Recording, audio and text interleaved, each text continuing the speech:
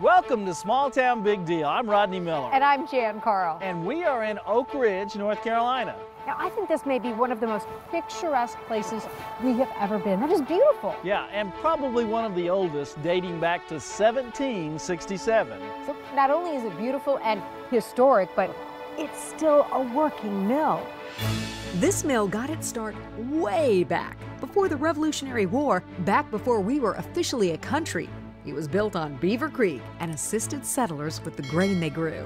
It's known as the Old Mill of Guilford, and when you arrive, you have truly stepped into our country's early history. So the minute you see the mill from the road, it almost looks like a painting. It's so perfect. The mill, with its own country store, is owned by the Krug family, with Amy Krug, a mother of 3, running the day-to-day operations. Add some amazing employees and even some volunteers, and you have a beloved part of the local community. Amy, what possessed you to buy a grist mill? So I was a customer here. Love the products, and I was reading the paper one morning, and the mill was for sale. So I said to my husband, I think that would be a fun little business. What was his reaction? Hey, that'd be cool. We could like buy a grist mill. He was like, what? A grist mill? But once we both came out and he took a look and we both decided yes. I love it. Stay-at-home mom, now the owner of a grist mill. I mean, why not? Follow your dream. What's the greatest challenge you face here running the mill? At the beginning, certainly was just learning the business. It is an art, and which you will learn about. And then we have some things that break down. We had a pipe break a little bit, so we had to have that replaced. It's not something you just go out and purchase at the store. It's from the 1700s. Do you have one in stock? It's a Model 1. Right. Amy and her team grind corn and a variety of wheats and rice. You called milling an art. Why did you call it an art form?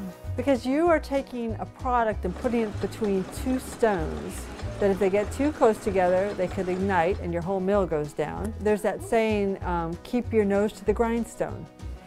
That's a miller's term. If you smell it burning, pull your stones apart a little bit. And if the stones are too far apart, you're not going to get the finished product you want. We're getting ready to go to the World Grits Festival. For all of the audience that doesn't know what a grit is, what's a grit? Corn. It's ground corn. That's all it is. It's just simply ground corn. It's simply ground corn. More specifically, it's coarse ground corn.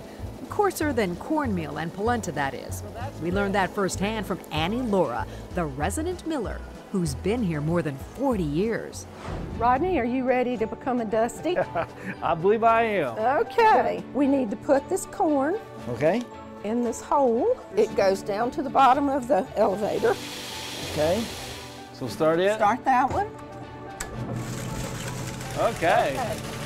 Annie Laura showed us each part of the process. Most are the same steps this mill has taken since the late 1700s. Grinding grits is similar to what I do back home when I grind feed for my cows. I'm pretty sure my cows like corn as much as I do. One of my favorite parts is what's called the hula machine, separating grain by degrees of coarseness. It uses the same hip-swinging motion as a Hawaiian hula dancer, or like when you try to use a hula hoop. Packaging the products is an important part of the mill's business, and Annie Laura invited us to help. So it's yellow, old-fashioned, southern-style grits. Right. It still has the little black specks from the corn kernel in it.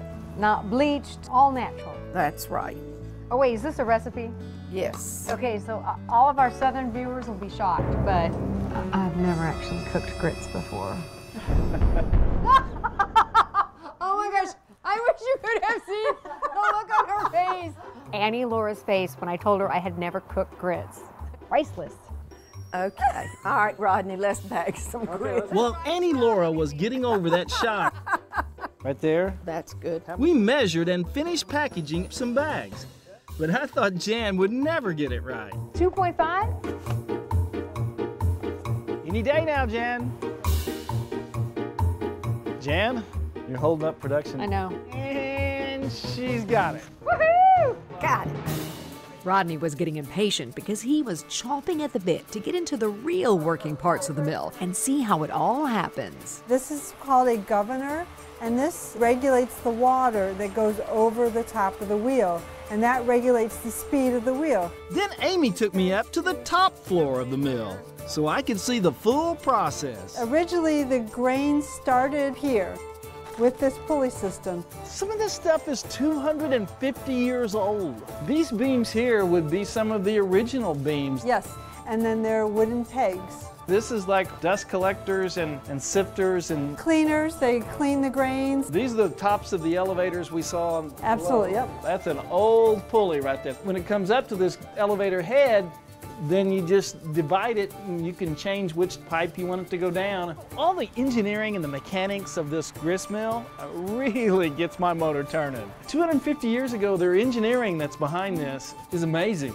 And it's run with electric motor now, but it at one time was being run by that wheel. Yes. The mechanics of this just, it really gets me excited. I love this kind of stuff. After a day of learning new things and appreciating the old, we got to sit down and enjoy the star of the story, authentic stone ground grits. So I put together a grit bar. And I made some yellow grits, and then I put together some bowls of items you can put on top of it. Can't beat bacon, cheese, tomato, and onion. The 4 food groups. Yeah. Bon appetit. Enjoy. Delicious. Thanks for watching this free clip from Country Road TV. Don't forget to click the subscribe button and click on the bell so you'll be notified when new free videos have been posted. Also, be sure to click the like button. To see full episodes, head on over to www.countryroadtv.com.